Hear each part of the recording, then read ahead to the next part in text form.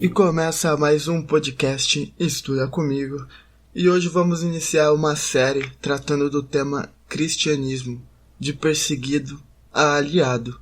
E o objetivo dessa série é passar por todas as etapas do desenvolvimento do cristianismo, até o século IV, quando ele muda de perseguido a aliado do império. Nessa primeira parte, será feita uma contextualização do tema, focando na expansão romana e sua influência política, até chegar no território de Israel. Mas antes de entrar no tema em pauta, eu quero deixar um recadinho para vocês. Entrar no site 213 Outled, você que gosta de tecnologia, que gosta de smartwatch, aproveita o momento, dá uma passadinha lá no site, quem sabe tem alguma coisa que você gosta. 213outled.com.br.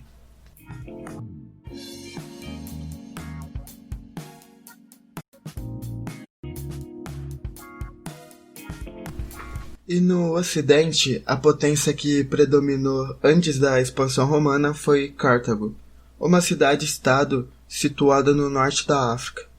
Segundo o historiador Luiz Guarinello, era como uma polis com uma forte identidade política e religiosa, com seu local de culto chamado de Tophet, onde era uma espécie de cemitério de crianças e também um local de sacrifícios, geralmente de bebês recém-nascidos. Outros historiadores antigos, como Diodorus, também comentam sobre o assunto. Abre aspas. Uma lareira foi colocada diante de uma estátua de bronze do deus El, também conhecido como Baal, que tinha os braços estendidos sobre os quais a vítima foi colocada antes de cair no fogo. Fecha aspas. Essa foi a descrição do historiador sobre a situação do local.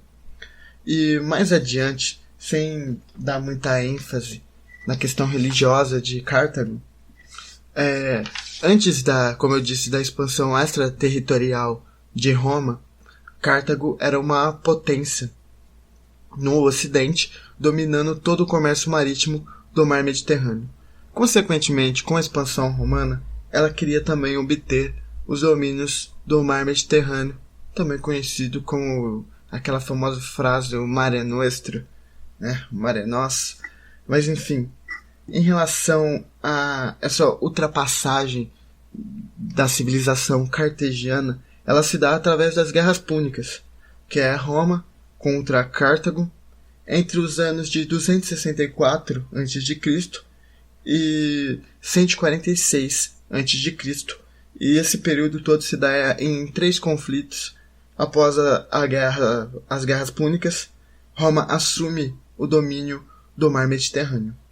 Essa situação das guerras púnicas ela é bem retratada através dos conflitos com o general Aníbal e seu exército de elefantes. Depois dessa primeira expansão extraterritorial romana,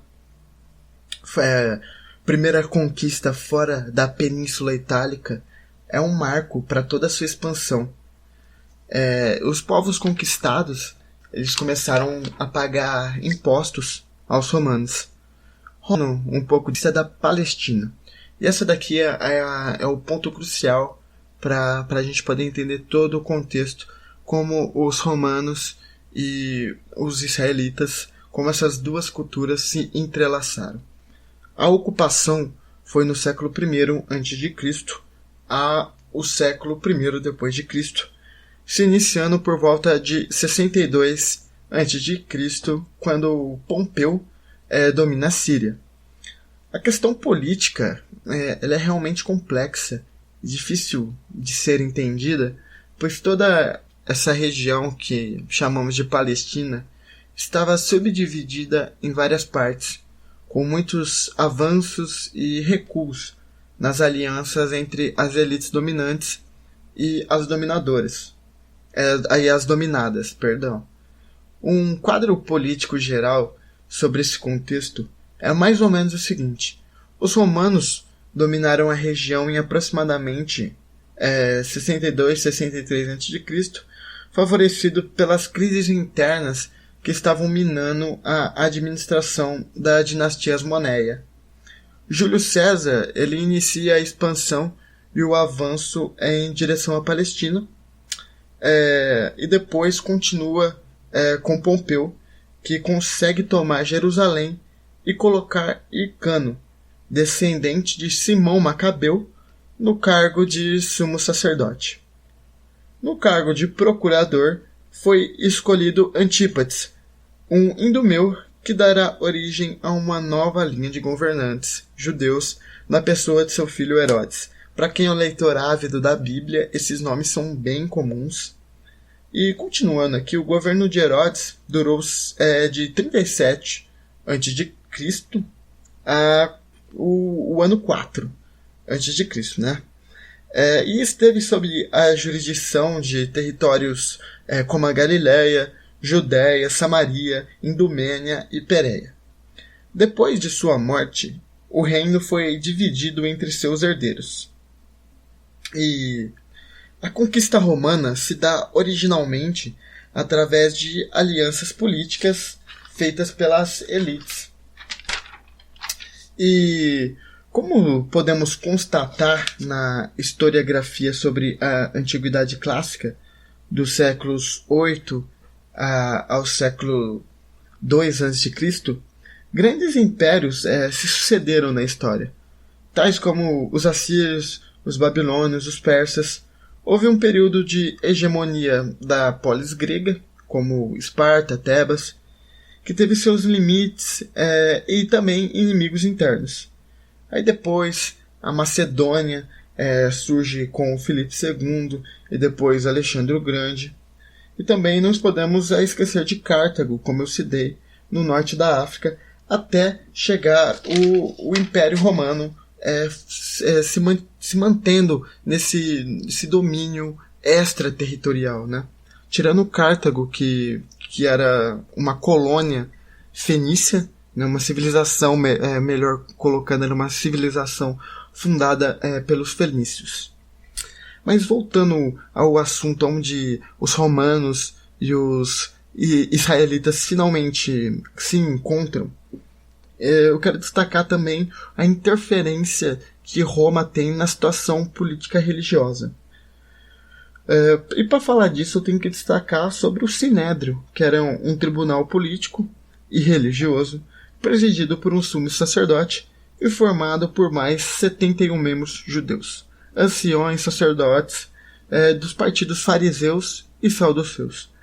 Sua sede era em Jerusalém, porém existiam pequenos sinédrios locais. E por que eu toquei nesse assunto? Como eu disse, quando Roma começou a influenciar politicamente, ela mudou o sumo sacerdote, o procurador, enfim, colocando quem os representasse. E isso começou a causar muitos conflitos religiosos, políticos, muitas divergências. E além dos impostos que os judeus eram obrigados a pagar, os tributos, que eram excessivos, também houve a questão do culto ao imperador sendo imposta.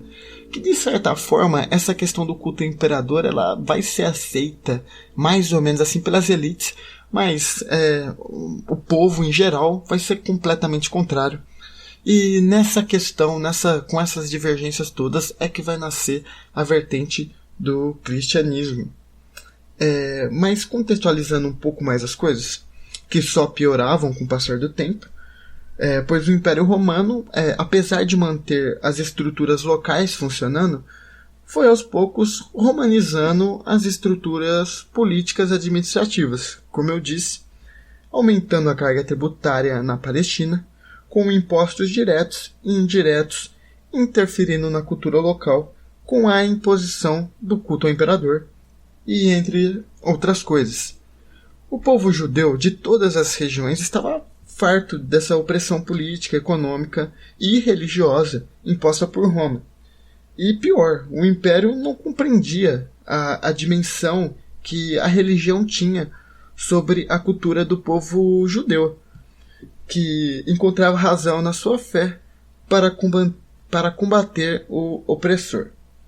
E no primeiro século depois de Cristo estava em ebulição um novo movimento religioso denominado de cristianismo, que inicialmente conviveu bem com a vertente do judaísmo, mas que, ao entrar em conflito com o templo, inicia uma caminhada independente e bastante conturbada até o século IV depois de Cristo. Bom, gente, esse daqui foi o primeiro episódio da série tratando sobre o tema cristianismo.